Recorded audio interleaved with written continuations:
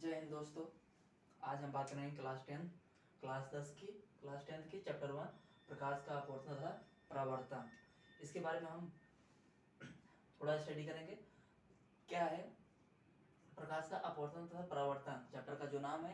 पहले हम बात करते हैं प्रकाश के बारे में। प्रकाश क्या होता है? प्रकाश एक प्रकार की ऊर्जा है जिसके द्वारा हम किसी वस्तु को देख सकते हैं। जो प्रकाश होता है, प्रकाश के माध्यम के माध्यम के द्वारा ही हम क्या करते हैं, किसी वस्तु को देख पाते हैं। जैसे ये रूम है, जिस कमरा है, कमरे में हम क्या करते हैं, लाइट के द्वारा हम कोई वस्तु को ही पाते हैं। अगर कमरे में हम लाइट ना लाएं, प्रकाश ना लाएं, तो हम क्या करते हैं, तो हम किसी वस्तु को उस कमरे में हम देख नहीं सकते हैं। तो मतलब हम किसी वस्तु को देखने के लिए, हमें कोई वस्तु की जो जरूरत होती है, उसको पाने के लिए, उसको देखने के लिए हमें प्रकाश की जरूरत होती है। इससे ही हम प्रकाश कहते हैं। ठीक, तो अब प्रकाश के बाद हम बात करते हैं प्रकाश के गुण। प्रकाश के गुण क्या हैं? प्रकाश के गुण के बारे में बात करते हैं, या प्रकाश के लक्षण। प्रकाश के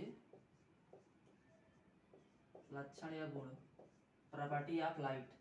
ठीक, प्रॉपर्टी ऑफ लाइट, प्रकाश के लक्षण या गुण। तो प्रकाश का जो लक्षण होते हैं, प्रकाश क्या होती है? प्रकाश विद्युत चुंबकीय तरंगों, नंबर 1 इसमें बात करेंगे। जो हमारा प्रकाश होता है, प्रकाश विद्युत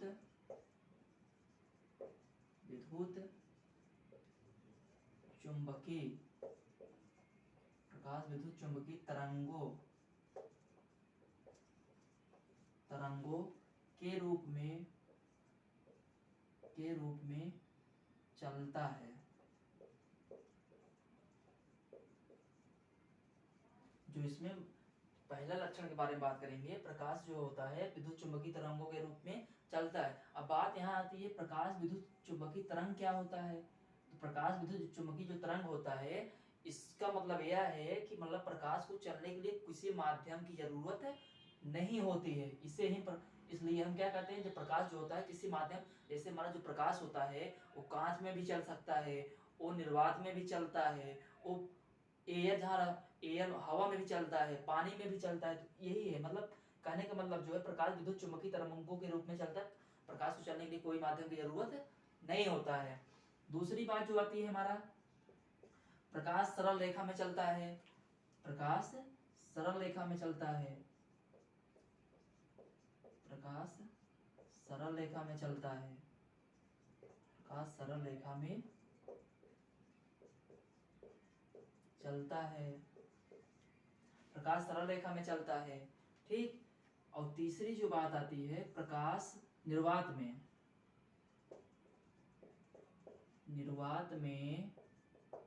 प्रकाश की चाल, प्रकाश की चाल 3×10⁸ मीटर पर सेकेंड होती है। मतलब निर्वात में, निर्वात मतलब जहां पे वायु ना हो। ठीक, तो निर्वात में जो प्रकाश की चाल होती है, वहां उसकी जो चाल 3×10⁸ मीटर पर सेकंड से चलती है।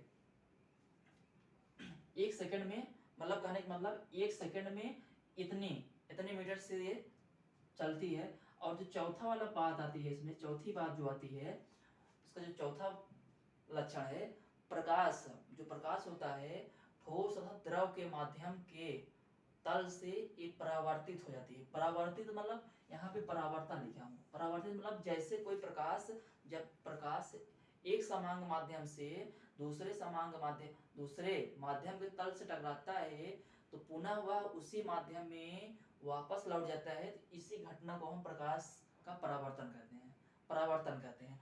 अपवर्तन जैसे, मतलब हम यहाँ चौथा बात करेंगे, जो हमारा प्रकाश होता है, प्रकाश ठोस तथा द्रव के तल से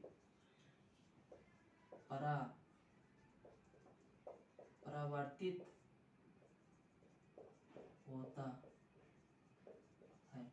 मतलब प्रकाश जो होता है वो ठोस होगा या जो द्रव होगा उसके तल से जब टकराएगा तो जैसे वो प्रकाश आया था वैसे ही टकराने के बाद पुनः वापस लौट जाएगी।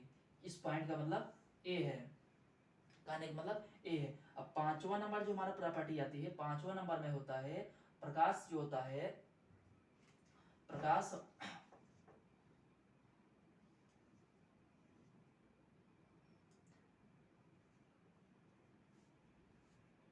पांचवा नंबर की बात हम करेंगे। जो प्रकाश जो होता है दृश्य तरंगों के लिए, दृश्य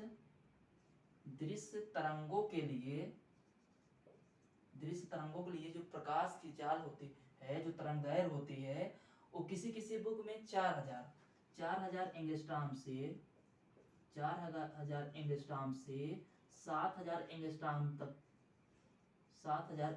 तक होती है। और यह किसी किसी बुक में ये पुरानी वाली जो बुक होती है, जो नया एनसीईआरटी में जो अपडेट है, आपको जो दृश्य तरंग होती है, प्रकाश जो दृश्य तरंगदैर्घ्य होती है, प्रकाश का जो दृश्य तरंगदैर्घ्य यहाँ पे होगा, प्रकाश का दृश्य तरंगदैर्घ्य जो होता है,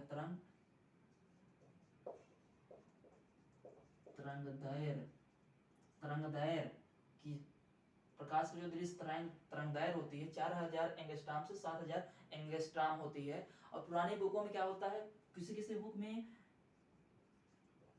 दूसरे बुकों में लिखा है 3900 एंगस्ट्रॉम से लेकर 7800 एंगस्ट्रॉम तक दिया है। पुरानी बुक में ए अपडेट मिलता है, लेकिन नई वाली बुक में क्या हुआ है, ये सब जो दृश्य तरंगदैर्घ्य होता है, प्रकाश का जो दृश्य तरंगदैर्घ्य होता है 4000 एंगस्ट्रॉम से 7000 एंगस्ट्रॉम होता है। और हम जानते हैं अगर हम यहाँ पे यूनिट अगर हम चेंज करते हैं, यहाँ जैसे मान लीजिए यहाँ 4000 एंगस्ट्रॉम से 7000 एंगस्ट्रॉम तक दिया है। अगर हम इसको एंगस्ट्रॉम की जो हमें यूनिट है, जो मात्रक है, इसको हम चेंज करना चाहते हैं, तो हम जानते हैं कि एक एंगस्ट्रॉम बराबर कितना होता है, 10 की घाते माइनस 10 मीटर होता है। अगर हम यहाँ एंगस्ट्रॉम अगर हम चेंज कर दे यूनिट, एंगस्ट्रॉम यहाँ पे मात्रक है, यूनिट है, अगर हम इस मात्रक को हम चेंज कर दें, तो अगर हम इसको लिखना चाहते हैं तो 4000 एंगस्ट्रॉम की जगह हम क्या लिख सकते हैं, एक एंगस्ट्रॉम बराबर 10 घाते माइनस 10 मीटर होता है, तो हम एंगस्ट्रॉम की जगह लिख सकते हैं 10 घाते माइनस 10 मीटर से लेकर 7000 इंटू 10 घाते माइनस 10 मीटर, इस तरह लिख सकते हैं। और मीटर को हम सेंटीमीटर वगैरह में भी चेंज करना चाहते हैं, तो उसको में भी हम क्या कर सकते हैं, चेंज कर सकते हैं। ठीक, ये था प्रकाश से लक्षण था, ये प्रकाश के लक्षण के बारे में बात किए हैं। अब प्रकाश के बारे में पढ़ लिए। अब हम बात करने चल रहे हैं प्रकाश का परावर्तन, प्रकाश के परावर्तन के बारे में बात करेंगे। तो अब हेडिंग है जो आगे है,